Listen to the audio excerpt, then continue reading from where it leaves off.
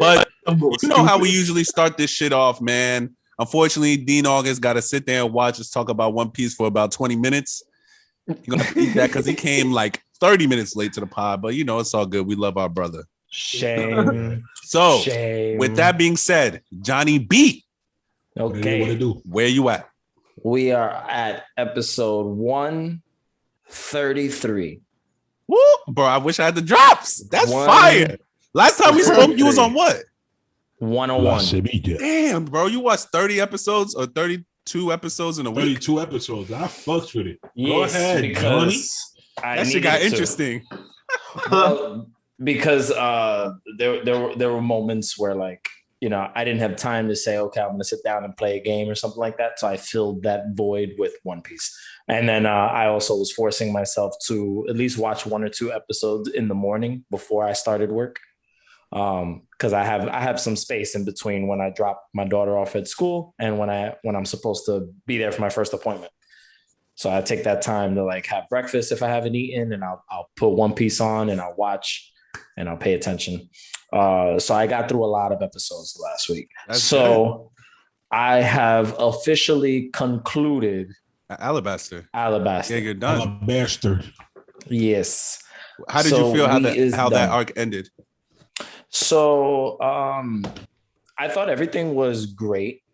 I just don't necessarily enjoy the stereotypical, like, you have 5 minutes until the planet blows up type of, you know, situation. I don't fuck with that. So, you know, like, they didn't do it that bad. Like, it wasn't like Frieza on Namek level bad, but they did a little bit of that with like we gotta find the cannoneer before the cannon, you know, blows up the whole fucking shit. Like, we gotta figure it out. So they dragged that out just a little bit. I felt like the two Baroque's agents that were the actual cannoneers were just like a waste of characters. They were just there just for that kind of one scene. But other than that, I really like the way that they ended the saga. I love how Luffy had just gotten to a point where he's like, I don't give a fuck who you are. You know, you made my friend cry, and you gotta get the hands. And you gotta get the hands. That's literally what it is. You made my homie cry. And now you got to see these hands. And then when he figured it out and he decided to carry the water with him so he can throw some wet punches, you know, that was cool. Crocodile. Do you remember Crocodile's face when he did that shit? That nigga was shook. He was like surprised, very caught off guard. And then when they were fighting in the temple underground and Luffy was just wailing on him with bloody fists and feet, you know, I was like, okay, interesting. I also, like, there's only one thing about the way that the storytelling goes that kind of gets under my skin, but I understand why it happens. And it works usually. It's just when it happens, it kind of pisses me off. And things are just a little too conveniently fucked for the characters at certain moments. Like, Luffy's chasing after Crocodile and then decides to take a fucking nap. You know what I'm saying? Like, all right, I get it. Like, there needed to be like a gap so that way, you know, Nico Robin can read the fucking hieroglyphics in the temple and the poneglyphs, you know, the poneglyph and all that shit. So I understood. Like I said, hieroglyphics. The hieroglyphics. It was an ancient language that nobody could read. Okay. No, you're absolutely right. You're absolutely right. So when you know, like, I know that they needed time to make that scene happen. So how do you do it? You know, Luffy's tired. He needs a fucking nap. So, but it's like shit like that is just so conveniently fucked that it's like, all right, I know that Oda just put this there literally just to make the moment take a little bit longer than Luffy just running in after him. Like, he's going to get these hands today. Like, you know what I'm saying? Like, so I that's the only thing that kind of bothers me. And then, like, when shit usually hits the fan, Sanji's nowhere to be found. He's always the one that's off doing his own fuck shit. And then he comes back like, oi, what's everybody doing? What, Luffy? where are you? What happened? Yeah, what the fuck? Why are you on the floor? Why is everybody gone? Like this. So there's. He's my least favorite Straw Hat, bro. I can't lie. He's my least favorite Straw Hat. I love Sanji just trust because, me. It comes in handy when he disappears like that. Trust me. It does. Like when he did the whole Mr. Prince thing. Oh, Mr. Prince. So that show was funny. Listen to me, right? Remember that. Mm-hmm. The Mr. Prince, he's gonna bring him back. He's gonna bring back the Prince. Just remember it. It was fun though. Like I loved how he had the audacity to just fuck with Crocodile over the phone. Like those were really golden moments for me. Like I think shit like that is hilarious. It's real niggas talking, man. Keep quiet. Like hey, you've reached the damn restaurant. What, you want reservations? Real niggas speak. Just, like I don't know. I like Sanji, and I like the fact that like his pervertedness is the comic relief. Yeah, because that's how you I think he kind of. I think he. Damn, it picked me up to be disgusting. So foul. Right here. I think Sanji. I think the comic relief for his character is dope. Especially now with the new crew member. So I like. Who's the new crew member? Nico Robin. Yes. Which they haven't gone too deep into her character just yet. I know they will. I know they will because they always do. They always do. Listen to me right now. When it comes to her backstory, make sure you have some tissues with you, my boy. That shit is facts. Well, she's already started talking about it. So she talked about like being a runaway at 8 years old, and all that other stuff. I mean, running from pirate crew to pirate crew from 8 years old, has to be a traumatic experience for a young girl. Mm-hmm. You know what I'm saying? Like, I'm just imagining an 8-year-old girl kind of like dealing with the type of shit that she probably put herself into in order to kind of just keep on going. So I understand that her story is coming, and that they're leaving it ambiguous right now, just for the moment, just to kind of build up the hype towards it. I get that, and I see that. So I knew that Vivi wasn't going to be a part of the crew. So I thought it was interesting how much they really tried to convince you that she was.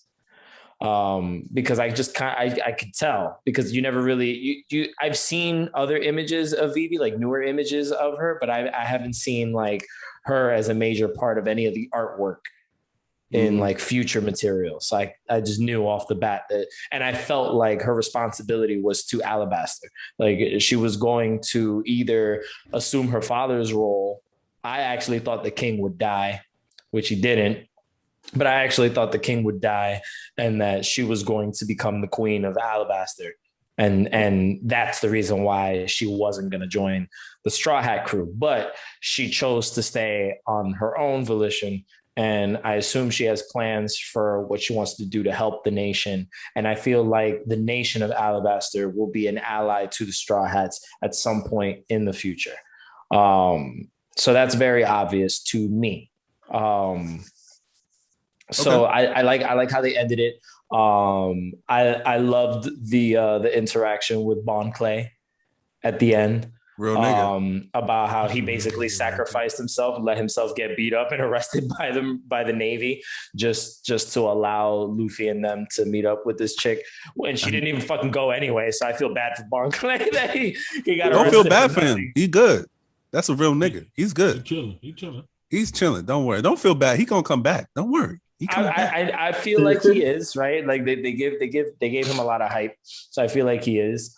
But it's interesting. I really enjoyed the fight with him and Sanji, because I really felt like they were really like on par with one another, and the fact that they both are kickers, that was a cool fight. I saw that glimpse that they gave Zoro where he is leveling up slowly, where he was able to cut down the Mr. Steel. One that's basically made of steel. He was able to cut right through his ass. because of what his sensei told him. His sensei told him that, I think he said something like, if you can cut nothing, you can cut everything, or something like that. Yeah, something. Yeah, it was something along those lines. Like a true swordsman can cut nothing. And then I saw that shit where he like flicked the katana through the fucking trees and didn't hit anything. And I was just like, okay, I get it. Real nigga shit, man. It was good. Zoro's the realest nigga, man. I can't lie. So it's definitely dope. Okay, so it seems like you're flying through this shit, bro. I'm happy, man. I'm happy you're starting. Where you at though? What's your last episode you watched? What's going on there? 133. So I think he's talking to Dean. No. Me? No, I'm talking to yeah. Dean don't watch this shit. He said 133. Yeah, but what's going on there? Because I know you're already gone from Alabama at that point, no? Oh, where I'm at right now at 133. Yeah. So this, the last episode that I watched was when Nami wanted to get the paper from that salesman that they fished out of the water, and then she got like that premium ass paper because he got scared of Luffy and swam away. Yeah. So she locks herself in her cabin in order to draw out the map that they did of the Grand Line. Filler episode, but yeah. That was the episode that I saw. So she was working on the map. I don't really think it's filler. I mean, I get it because nothing really like story driven happens. That's a filler episode, bro. Nothing in that episode happens. You never see that salesman again. No, but you never see that map again. No, but what happened? Now we know. Look, what's happening is that we know that Nami's doing the thing that she wanted to do as a dream. So make a map. So we know she already started it. That's the only thing that tells us. And that episode, the only thing it tells us. Yeah, that's basically was the point, was that she started her map, and everything was good. It's okay. I'm just saying that's the last episode I watched. Okay, so the next arc I think is about to start, if not in the episode, but maybe next 2 episodes or so. Okay, and that is the next arc you're going to me, is my favorite arc. It's like top 3 arcs to me. Because and that's what Skypiea. That's what you said. Skypiea, man. Yeah, I have no context. I've just heard you say it a bunch of times. So. Skypiea. Ooh, I see. Now you're at the pivotal point where if you see what happens next and you drop it, then I can understand you just may not like the show. But if you made it all the way to 133, you're starting Skypiea and you don't like the show, you just might not be a human being. I can't hold you. Oh my God. He's taking shots at you, Dean. He didn't even get that far. So he didn't get that far. I wasn't even talking about him. I'm talking about people in general, though. In general. But I wanted to bring this back because you said something about this, but we never like dived into it. But you mentioned top tier anime titties. Oh man, he wants to bring that back. Bro, we never really talked about it. We didn't really get to dive in. So you feel like a topic today? Jesus. Nah, it doesn't have to be a topic, but we could just, we could just talk, just, it's fine. I'm just teasing. I know you want. He's over there. Let's talk about it. Let's talk about it. Bring on the tetas. So, Nami, how do you feel? Top tier. They get better, my boy. That time skip does wonders. They grow, I guess, because she's still young. Technically, those 2 years go stupid. She's 18, I think, where you at now. She goes to Brazil, Colombia. Yeah, my nigga. She gets the Robin too. It's crazy. It makes no sense. And Robin is like in her 30s. Old ass. She's the oldest one, right? Yeah, right now, yeah. Yeah, she's like 28, where you are. Yeah. So as of right where you are, she is the oldest Straw Hat, for sure. Okay, yeah, because Luffy is like, what, 16?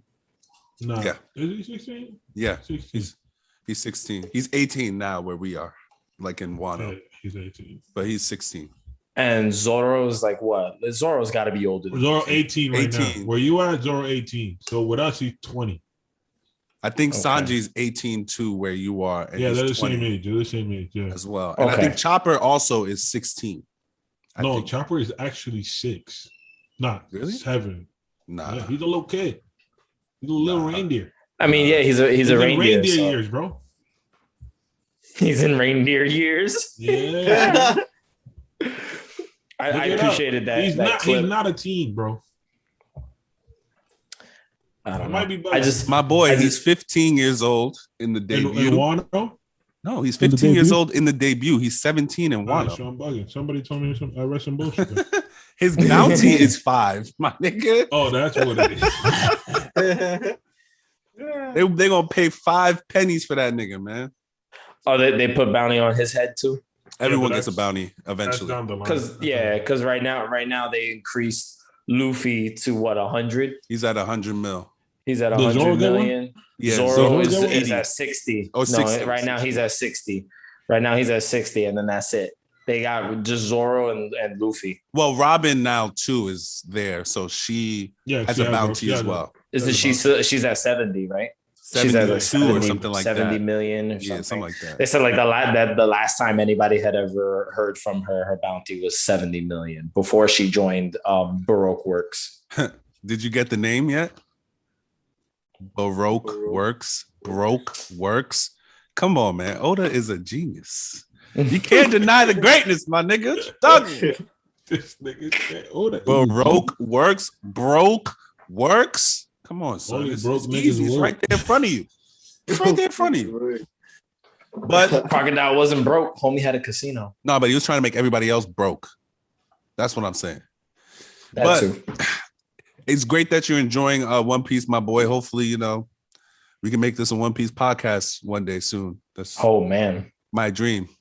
That is your dream, is to have a One Piece podcast. Yeah. Luffy got his dream. I got mine. Channel. Huh? Just do like a One Piece channel. Nah.